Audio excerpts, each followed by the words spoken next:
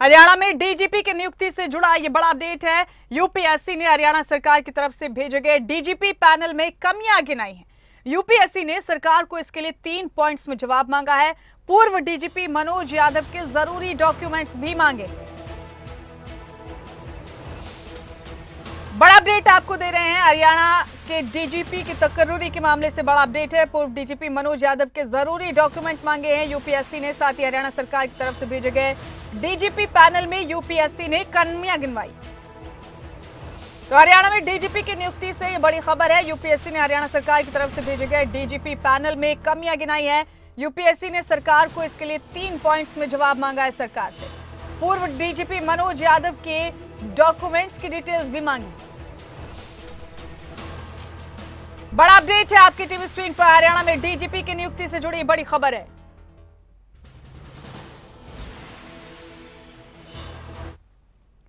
तो डीजीपी हरियाणा की दौड़ में कौन कौन है ये भी आपको बता देते हैं। पहले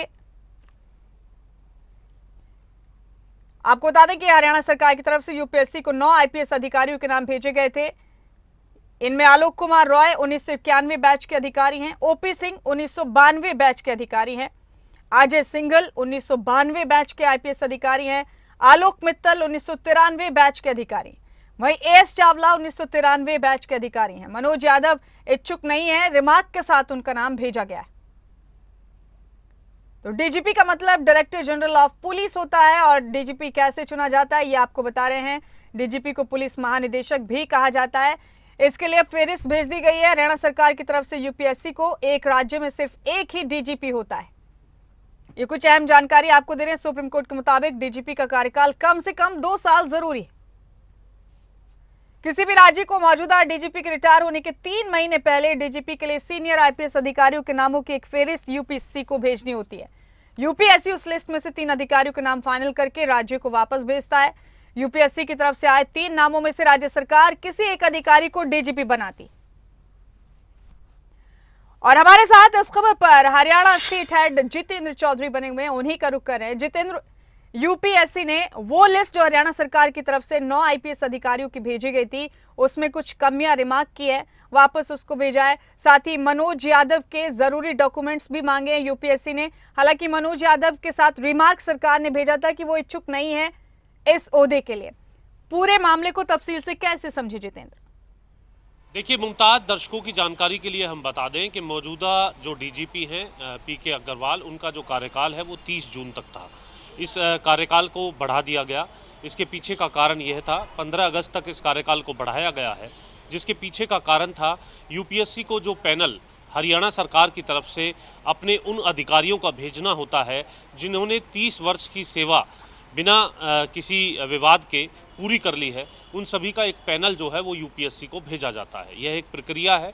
एक प्रक्रिया के तहत उन तमाम अधिकारियों का पैनल जो है वो यूपीएससी को भेजा जाता है जिनकी जो सर्विस है आईपीएस के तौर पर या फिर जो वरिष्ठता है वो 30 साल के तौर पर हो चुकी है।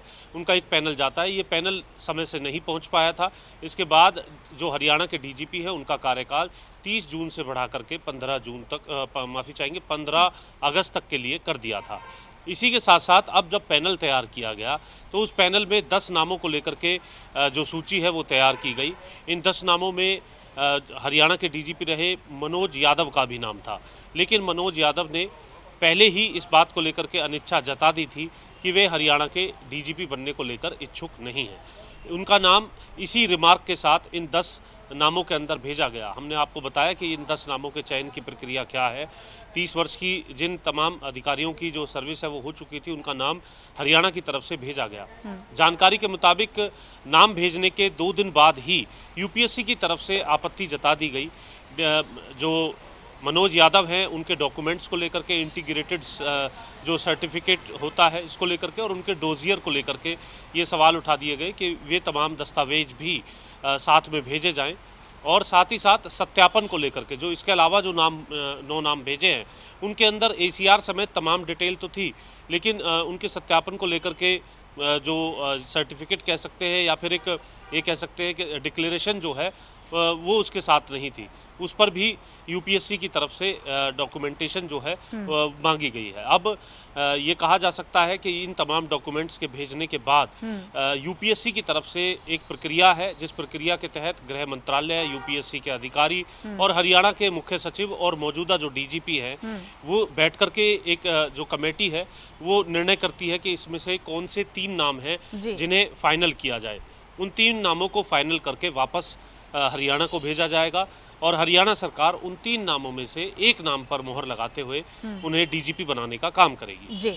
ये एक पूरी प्रक्रिया है जो दर्शकों की जानकारी के लिए हम बता रहे हैं कि किस प्रकार से हरियाणा के जो नए डीजीपी हैं वो मिलने हैं। हालांकि इससे पहले एक अलग प्रक्रिया थी, लेकिन सुप्रीम कोर्ट ने इसमें दखल दिया क्योंकि यह देखने के लिए मिलता था कि कुछ ही समय के कार्यकाल के बाद जो डीजीपी है उन्हें प्रदेश के अंदर बदल दिया जाता था। लेकिन सुप्रीम कोर्ट की तरफ से इस पर कहीं ना कहीं इंटरवीन करते हुए 2 साल का जो वक्त है वो निर्धारित किया गया कि जो भी आईपीएस अधिकारी जो वरिष्ठता रखता है डीजीपी बनने की, उसे कम से कम 2 साल तक इस पद पर रखा जाए ताकि बेहतर पुलिसिंग को लेकर के काम किया जा सके और एक डिलीवरी दी जा सके। क्योंकि 6 महीने 8 महीने के अंदर या साल के अंदर अगर किसी तरीके का निर्णय किया जाता है बदलाव का, तो ऐसी स्थिति में जो जिस विज़न को लेकर के जो पुलिसिंग की जा रही होती है उसका एक रिजल्ट देखने के लिए नहीं मिलता।